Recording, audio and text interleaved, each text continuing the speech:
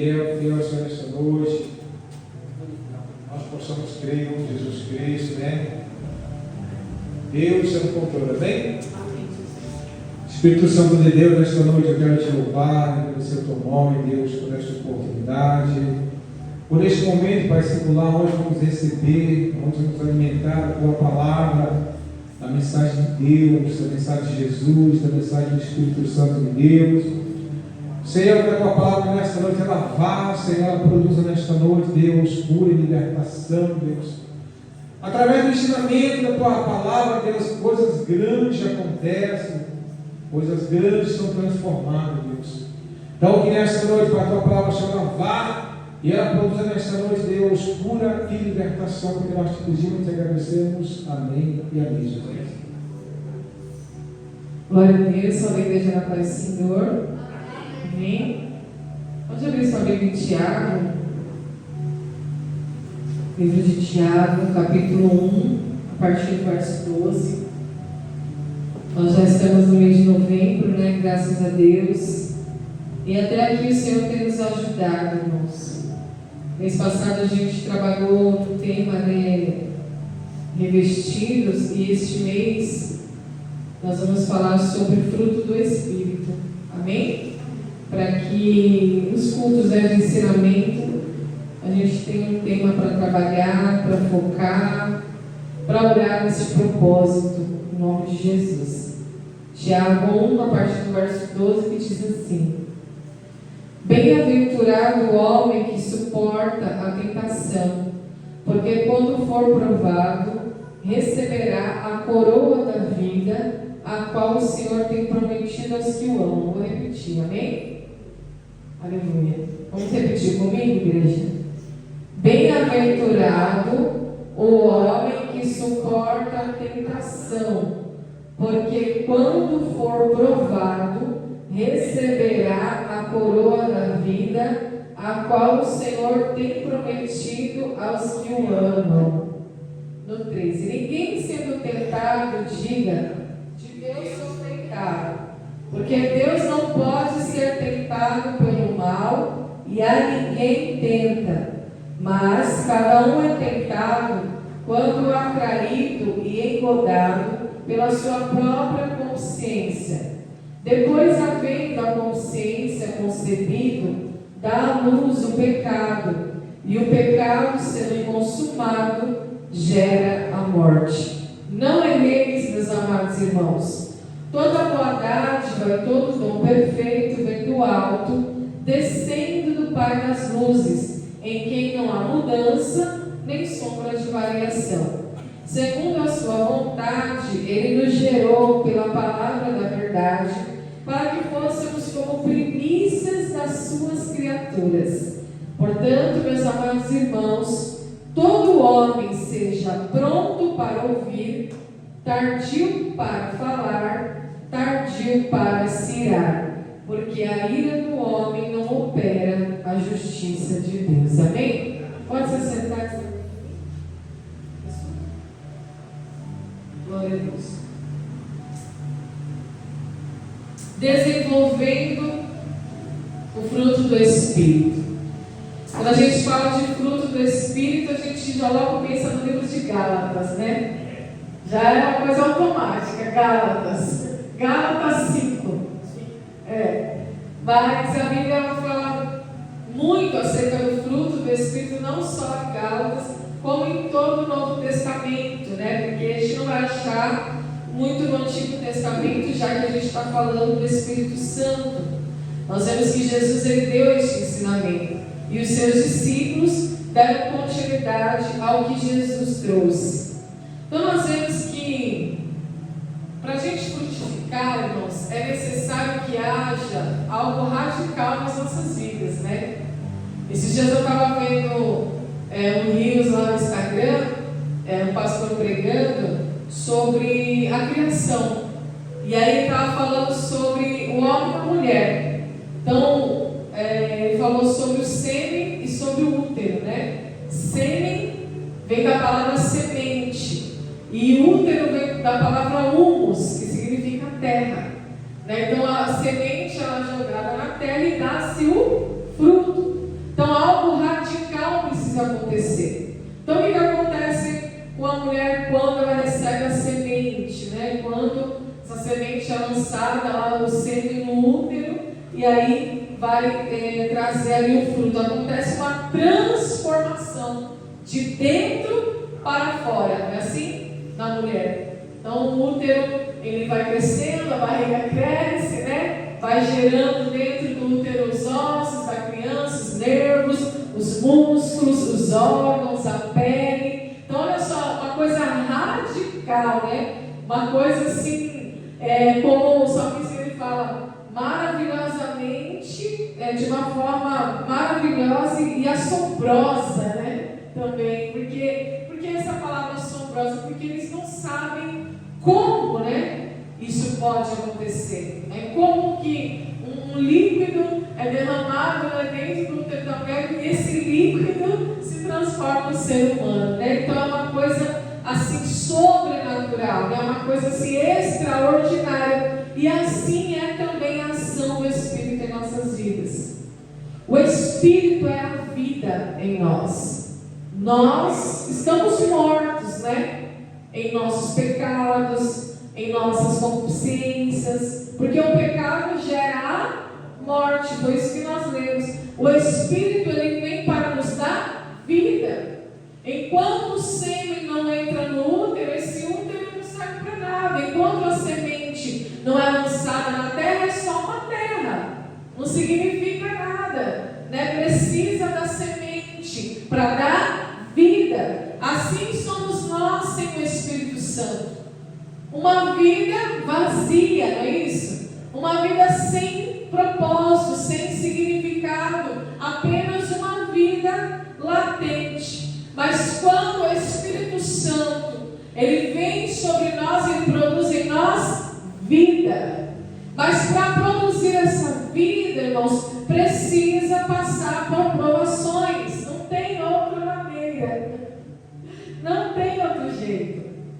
É uma provação. A gravidez é uma provação também, né? A gente sente enjoo, indisposição, sono, muda um monte de coisa no corpo da mulher. É uma provação. Mas a mulher não suporta aquela provação, né? Tanto é que suporta que a gente tem até mais de um, né? Acaba tendo mais de um. Eu mesmo tive 3, né, irmã? Então você vê que é uma coisa que a gente suporta aquela provação porque nós temos uma convicção no nosso interior que aquela provação vai passar, que aquilo é um teste, né? É um teste. Nós sabemos, nós temos convicção, nós sabemos que um dia vai chegar a data certa, determinada por Deus, que a própria natureza vai expulsar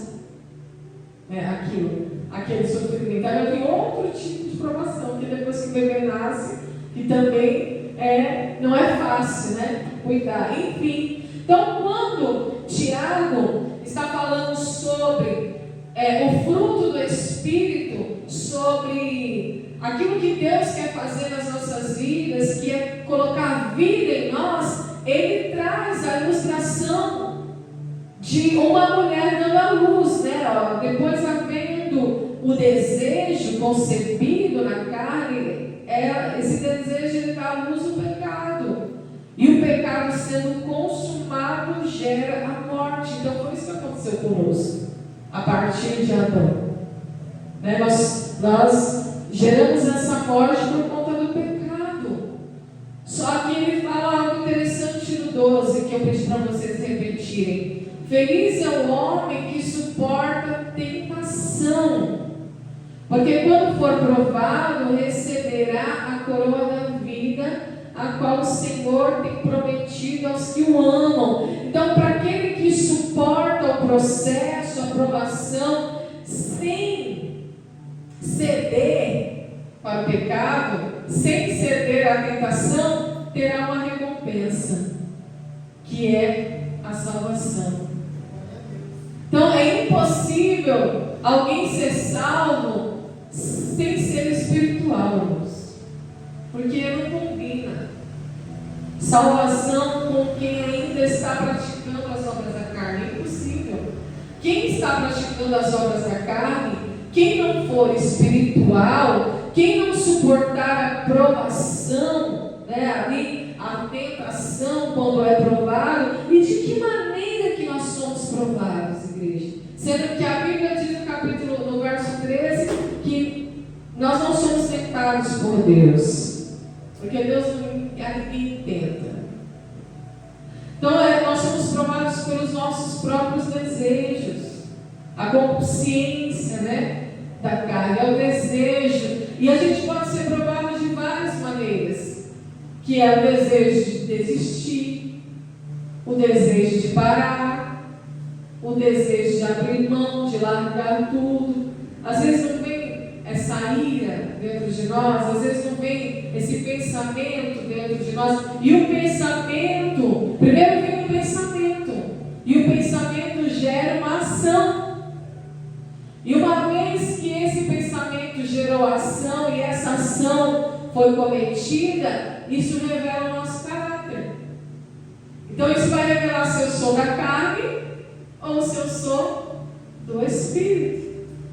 Porque o pensamento pode até vir, porque ele vai vir mesmo. Nós estamos suscetíveis a pensamentos, nós estamos aqui nessa terra corrompida, nessa terra caída, então nós somos o inimigo da nossa alma, ele vai nos tentar mesmo com força. Ele tentou Jesus, né? Imagina nós. Imagina Jesus lá no deserto. E a Bíblia diz que ele foi levado pelo Espírito ao deserto para ser tentado. Então, o deserto ele tem um objetivo nas nossas vidas: ser tentado. Quando Deus nos leva para o deserto, ele permite, não é que Deus vai nos tentar.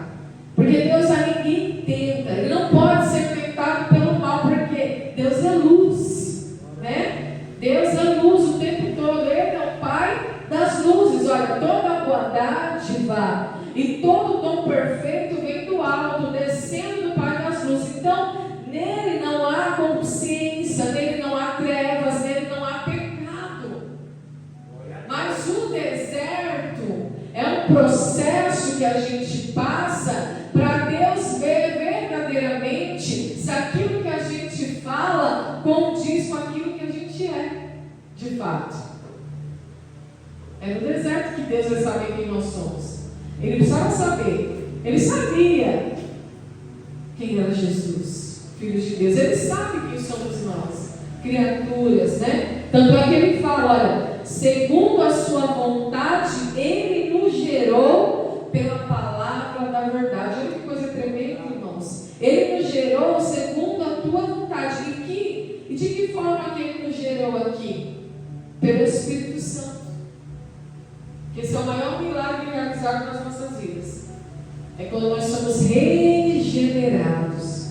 Quando nós nascemos de novo. Então, pela sua vontade, ele nos gerou pela palavra da verdade. Então, conhecereis a verdade, e a verdade vos libertará. E para que ele nos gerou pelo Espírito? Para que fôssemos como primícias das suas criaturas. Assim como Jesus, né, que é o unigênito do Pai, né, ele que agora é o segundo Adão. Deus criou Adão primeiro, mas aí ele vem e toma o lugar de Adão, sendo ali o segundo Adão que tira, né, o pecado do mundo. Então agora nós somos regenerados pelo Espírito. Então Deus, Ele mesmo nos gerou pelo Espírito. Mas Ele precisa ver se nós entendemos isso. Será que nós compreendemos isso? O pastor Paulo fala muito sobre isso. Sobre a gente compreender quem nós somos, né? Ele prega muito isso. Então, o deserto serve para isso. Ele sabia quem era Jesus? Sabia. Ele mesmo falou, olha, esse é meu filho amado. Lá no Monte da Transfiguração, quando ele vai ter encontro com Elias e com Moisés, né? E Pedro está com a mente na terra ainda. Ele fala, vamos só fazer uma tenda, 3 tendas, não para nada. Pedro, você não está entendendo. Eles vieram avisar da cruz, eles vieram até mim para me avisar sobre a crucificação. Mas eles não pertencem mais a este mundo. Então, Deus brada, a Bíblia diz, né? tinha uma nuvem que fala, olha, os discípulos, este é o meu filho amado em quem eu tenho prazer. A ele escutais, né? A ele ouvir. Então, ouvir, a fé vem pelo ouvir e ouvir da palavra de Deus. A palavra é espírito e vida. Então, eu não produzo fé para vencer a tentação. Ele fala de fé, aqui no livro de Tiago também fala de fé. Se eu não ouvir, não é escutar, é ouvir, né?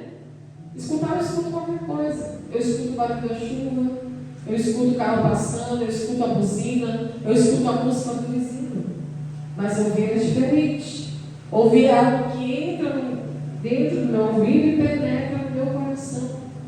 Por isso que a Bíblia diz, aquele que tem ouvidos ouça, né? O que o Espírito diz à igreja.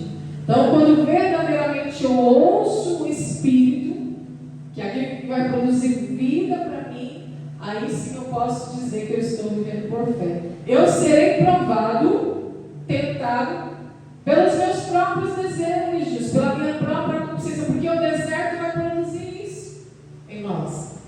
Deserto é falta, né? Falta de mantimento, falta de recurso, falta de condição. Aí você começa a ver falta de tudo. Jesus estava ali com fome, 40 dias e 40 noites no deserto, para só depois dos 40 dias ainda ser tentado pelo diabo. A sua ali se consagrando. E a tentação, ela, que do inimigo das nossas almas, ela vai vir diretamente naquilo que você está mais fraco, na área que você está mais fraco. A tentação, ela faz isso. Nós somos tentados pelas nossas próprias fraquezas. Então Jesus estava com fome, Jesus estava no deserto, estava sozinho, tinha acabado de ser batizado, né, por João Batista, saiu do batismo, onde foi revelado o Filho de Deus. Nós saímos da regeneração, quando a gente aceita Jesus, onde é revelado no mundo espiritual que nós agora somos filhos de Deus, porque eu aceitei Jesus, o meu nome foi escrito no livro da vida, e agora começa a vir o quê? As tentações. O deserto, a mudança radical, que agora entrou vida. Então agora eu serei transformado. Né? Aquilo que estava morto, infértil em mim, que havia sido gerado pelo pecado, agora será regenerado pela graça, pelo favor imerecido. Então no deserto, Jesus estava com fome. O que Satanás disse? Se tu és o Filho de Deus, olha isso. Ele não falou lá que você é filho dele? Quando você saiu das águas do batismo, não veio a pomba, não, o Espírito em forma de pomba, declarando no mundo espiritual e no mundo terreno que esse é o Filho de Deus? Aí o diabo vem falando assim, você é filho de Deus? Transforma essas pedras em pães. Você está com fome? Mas graças a Deus que Jesus nos dá uma tremenda missão, né? Ele fala a forma certinha, correta de guerrear. Pela fé, a espada do Espírito, o escudo da fé. Para que não seja tentado. Porque o diabo ele vai te tentar na tua fraqueza. Você está com fome. É verdade, eu posso transformar essas pedras em pães. Jesus nem sequer pensou nisso, nem passou pelo mente dele, porque no momento que você fala assim, olha, é verdade, no momento que você olha para o diabo e diz assim, é verdade, você está transformando a mentira em verdade, o amargo em doce, as trevas em luz, e isso é abominável para Deus, não é? Ai daquele.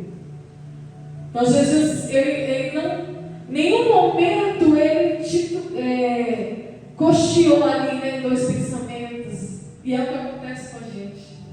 Porque a tentação ela lança dúvida na mente.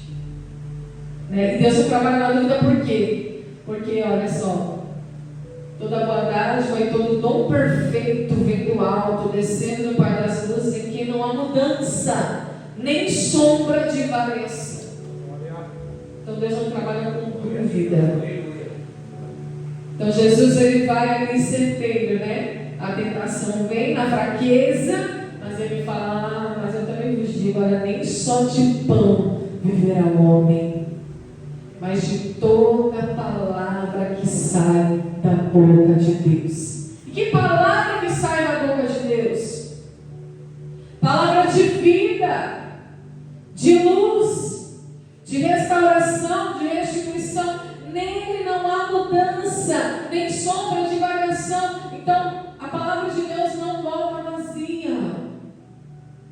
Ela não cai por terra. Se Ele falou que eu sou filho dele, eu sou filho dele. E se eu sou filho dele, eu tenho herança, eu tenho coroa da vida, eu tenho vida eterna. Aleluia. Então, eu não vou ceder à minha carne, eu não vou ceder ao meu inimigo, eu não vou ceder por um momento, por algo momentâneo que não define a minha vida inteira.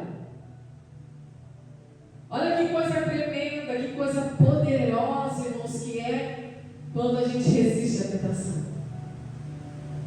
A gente se submete a Deus, resistimos o diabo e ele foge de nós e não encontra espaço mais. E aí nós somos provados, não por Deus, mas pelas nossas próprias fraquezas. E quando a gente resiste, aí Deus olha e fala, esse sim, verdadeiramente, ele entendeu. Ele entendeu o propósito. Ele entendeu. Ele recebeu a mentalidade do reino. Né? Então nós vemos aqui, irmãos, que os cristãos que suportam as provações são verdadeiramente felizes, pois verão o resultado da sua fé alcançado, o seu principal objetivo, alcançando o seu principal objetivo, que é a salvação da alma. Então a gente vê que Jesus fala, aquele que quiser preservar a sua vida, perderá. Então, preservar a vida não é nessa questão assim, da vida física que está falando. Ele está falando da alma. Quem quiser preservar a sua alma, vai perder. O que é preservar a alma? É comer, é atender às necessidades almáticas, não dar ouvidos para aquilo que é espiritual. O que é preservar a alma? É deixar de orar, né? É fazer os caprichos da alma, entrar em zona de conforto, é dormir quando eu preciso orar, é comer quando eu preciso jejuar. Então aquele que quiser preservar a sua alma vai perder. E nós temos que salvar a nossa alma. Isso aqui, ó. Então o objetivo da aprovação, aqueles que suportam as provações são felizes. Por quê? Porque vê resultado da fé, alcançando o principal objetivo, que é a salvação da alma. Então depois da tentação que Jesus passou no deserto, nota que ele foi servido pelos anjos.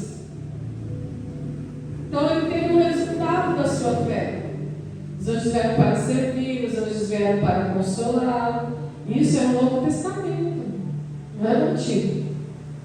Então, se nós verdadeiramente vivemos por fé, como diz a palavra, até anjo a gente vai ver, igreja. Não é? Porque se aconteceu no Novo Testamento, por que não? Até a presença ali física de Deus, a gente vai começar a contemplar. Por quê? Porque isso aconteceu com os discípulos, aconteceu com Jesus, aconteceu no Antigo Testamento com Daniel, com Abraão, com homens que viveram pela fé. Completamente, né? No entanto, é fácil se manter fiel quando tudo está bem, mas são nos momentos difíceis que vemos se realmente estamos na fé. Uma vez que minha fé é provada, ela produz o que? Para mim, alegria.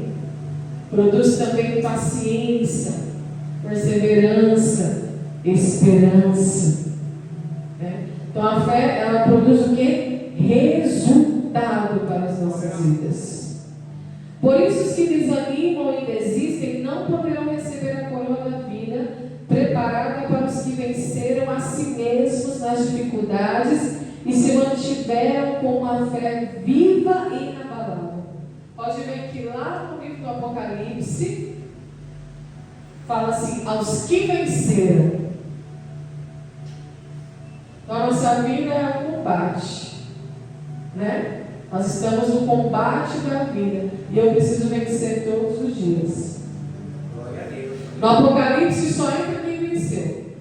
Vai receber a coroa da vida quem venceu. Vai receber vestes brancas quem venceu. Vai receber um vestido de linho branco, puro e fino quem venceu. Quem venceu a si mesmo. Quem venceu a tentação. Quem viveu essa palavra aqui, ó. O Senhor pode nos provar para fortalecer a nossa fé, mas nunca nos tentar ou estimular ao pecado. Por que Deus não nos tenta? Senão seria o contrário da sua natureza. Ele estaria estimulando o homem a pecar. Mas não é isso. Deus não está estimulando, Ele fez isso desde o princípio. Olha, de todo fruto, de toda árvore vocês podem comer, menos da árvore do conhecimento do bem ou do mal. Isso não é, Ele não está tentando a pessoa Ele não está estimulando o pecado, mas Ele quer fortalecer a nossa fé. Você precisa viver por fé, não por vista, não por desejos, e não por sentimentos, e não por emoções.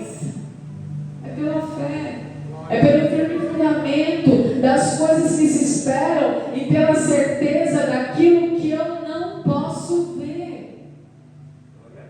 Porque a vida espiritual, aquele que é espiritual, ele crê no invisível. Não naquilo que ele vê, mas naquilo que ele sabe por convicção de fé, que a palavra de Deus diz que vai acontecer, né, que Deus vai fazer. Glória a Deus. Então a sua natureza é santa. Deus não pode fazer o mal e tampouco é vulnerável a ele. A tentação vem do diabo, o inimigo da nossa fé, para nos fazer cair. Está lá em 1 Pedro 5, 8. Está escrito. Então ele nos tenta, ele é o tentador, né? O tentador. Contudo, o cristão tem a força divina para resistir ao mal e fazer o que é certo, assim como fez o Senhor Jesus quando foi tentado por Satanás durante os 40 dias em que esteve no deserto. Então nós temos a força de Deus.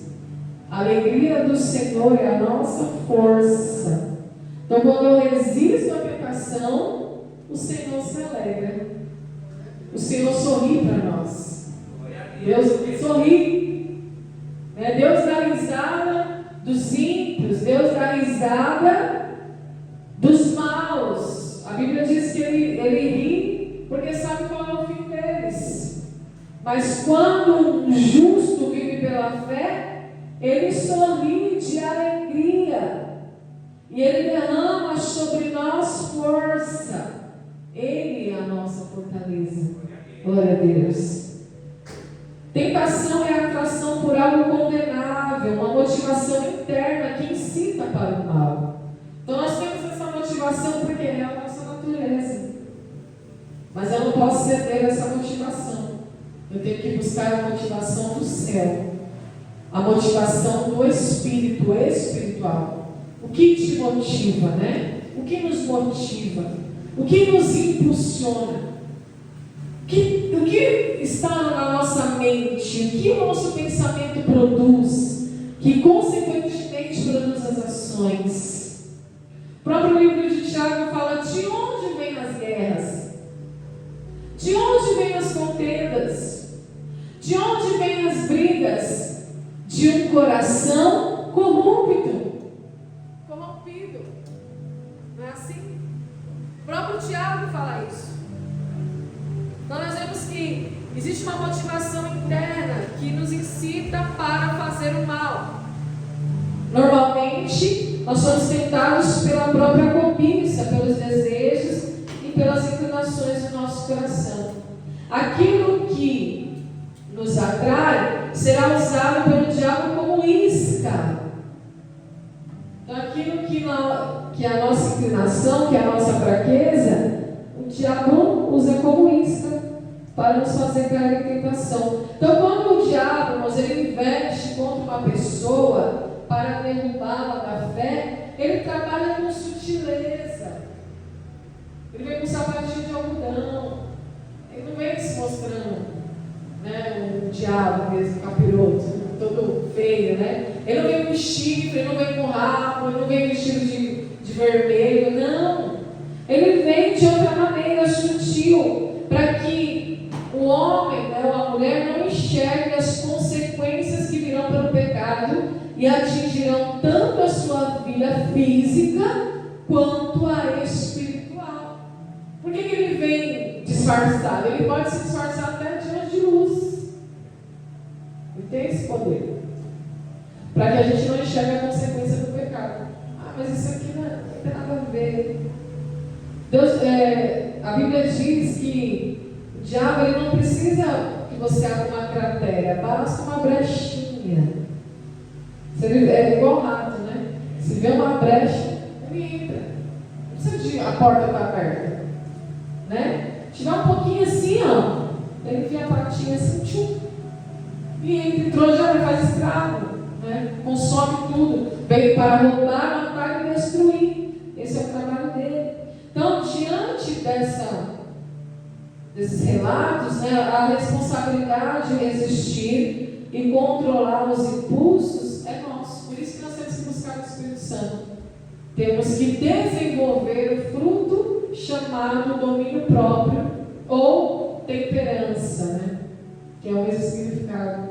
Fruto do Espírito. Domínio próprio e temperança. Então, quando eu desenvolvo esse fruto, eu consigo resistir o meu maior adversário.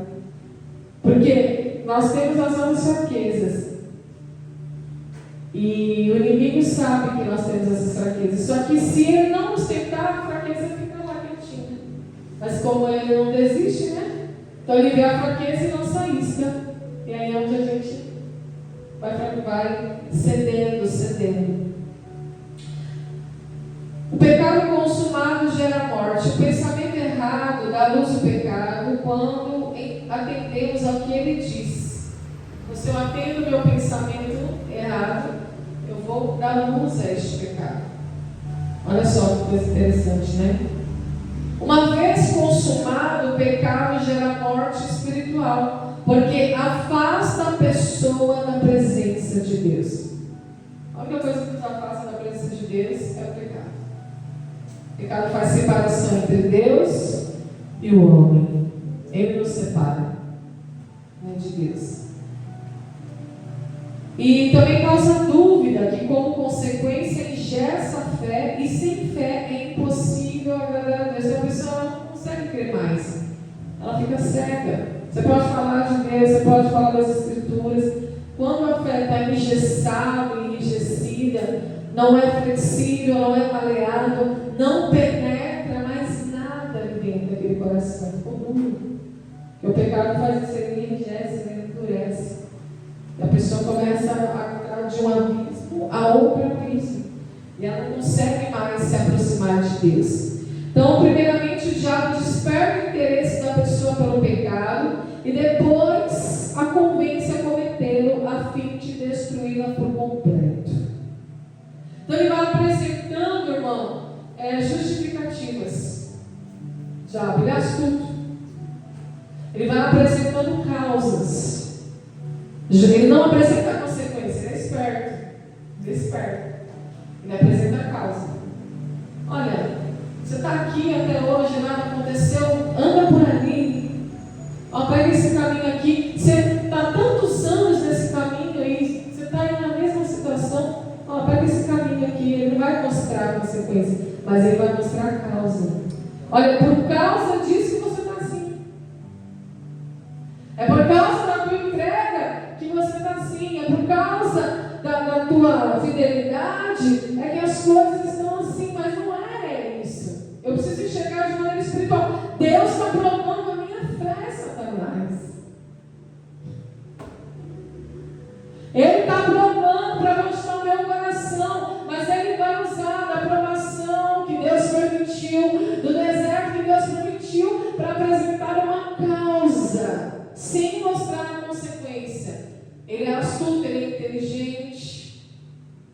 Ele tem uma experiência milenar.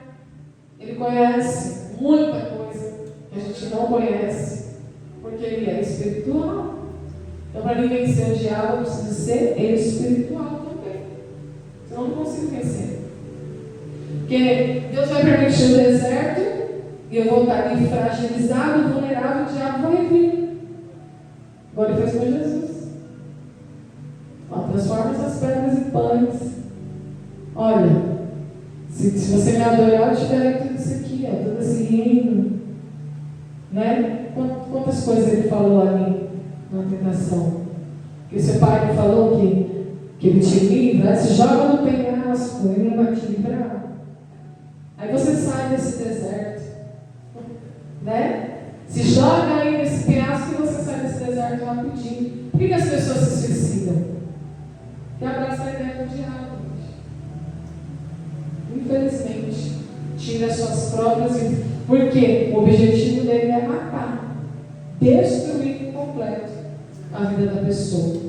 Então nós vemos que ele tem prazer, ó, o diabo ele faz isso por quê? Porque ele tem prazer na morte espiritual do pecador, ao contrário do Senhor eterno. A única forma de impedir que isso aconteça é reconhecer o próprio erro, se arrepender com sinceridade, confessar, tendo assim uma postura de humildade diante de Deus, porque Ele é misericordioso e está pronto para perdoar todos aqueles que buscam o seu perdão. O que a Bíblia diz? Deus não tem prazer na morte do ímpio, desde que ele se converta dos seus maus caminhos. Ezequiel está escrito. Então Deus é o Criador das luzes do universo. Ele é o Pai das luzes, como a luz do sol e das estrelas. No entanto, elas estão sujeitas a variações e podem lançar sombras onde antes transmitiram luz. Então o sol tem variação, a lua tem variação, mas Deus não. Deus não tem. Deus permanece o mesmo, Ele é imutável.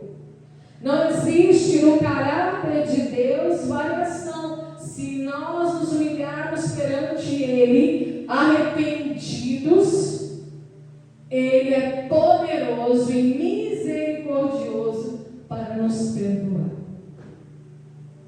E Ele enviou Jesus para completar a sua obra. Aleluia. Para trazer completude, né? Não ia completar se não fosse Jesus.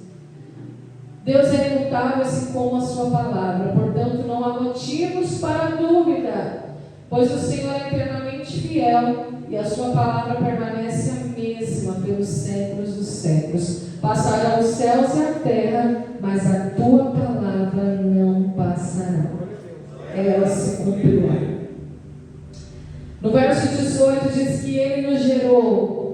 Essa é uma referência ao maior milagre realizado pelo Espírito Santo no ser humano, o novo nascimento. Esse processo se inicia no mesmo instante em que a palavra da verdade chega no íntimo de quem a recebe. Os que são regenerados tornam-se as primícias de todas as criaturas de Deus. Então é como se nós tivéssemos sido criados primeiro, né? A gente volta ali para o início da fila. Então isso significa que dentre toda a humanidade, estes foram escolhidos e separados pelo Altíssimo para refletirem a sua imagem e a sua glória na terra. Então nós somos escolhidos e separados para refletir a glória de Deus. Para isso você foi criado, para a glória de Deus, para louvor do nome dele. Então, por isso o inimigo nos tenta e investe para a nossa perdição, né? Então nós vemos que aqui no 20 está escrito assim, 19 ao 20: todo homem seja pronto para ouvir, tardio para falar e tardio para se irar, porque a ira do homem não opera a justiça de Deus. Porque aqui está falando daquilo que é contra as coisas do Espírito, das obras da carne. Aí eu vou encerrar, tá, irmãos? Tiago nos adverte sobre as falhas cometidas por orgulho, impaciência, atitudes referentes ao temperamento e à língua.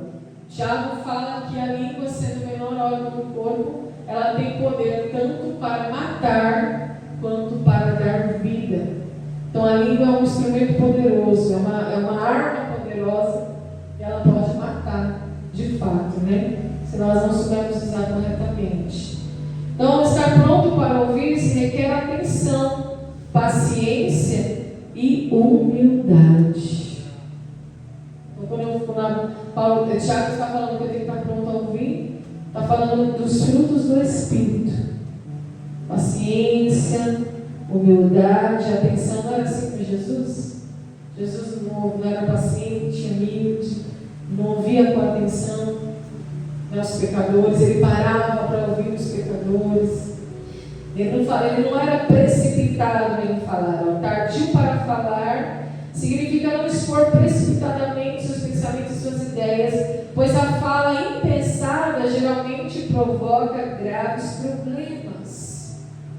Então, aquilo que eu falo produz angústia para minha alma, porque a palavra ela tem poder. Então a palavra produz vida e ela produz morte. A palavra tem poder, né? Tardio para irar-se mostra equilíbrio, mansidão e domínio próprio, pois auxiliar o homem entra em conflito consigo mesmo e desagrada ao próximo. Está lá em Provérbios 14, 29. Então, quando eu me iro, eu não desagrado só o próximo, mas eu produzo para mim também conflito. A alma fica angustiada. Pode ver que por exemplo, se há uma briga, uma contenda, a contenda passa, a briga passa, mas a alma permanece angustiada, né? Ali o bate-boca e acabou, mas a alma você vai tentar ali, você vai naquela angústia. Quando você não pedir perdão, você não sossega. Por isso o Espírito Santo nos capacita a ter esse controle sobre nossas emoções, ações e reações. Por isso nós precisamos do Espírito Santo, igreja. Sem ele a gente nada podemos fazer. Nada podemos. Nós não conseguimos nada. E como que eu busco o Espírito Santo? Como eu desenvolvo o fruto do Espírito? Orando, lendo a palavra e buscando a Deus. Amém? Não tem outra maneira, igreja. E no momento da tentação, da provação, não ceder, mas sim buscar a fé.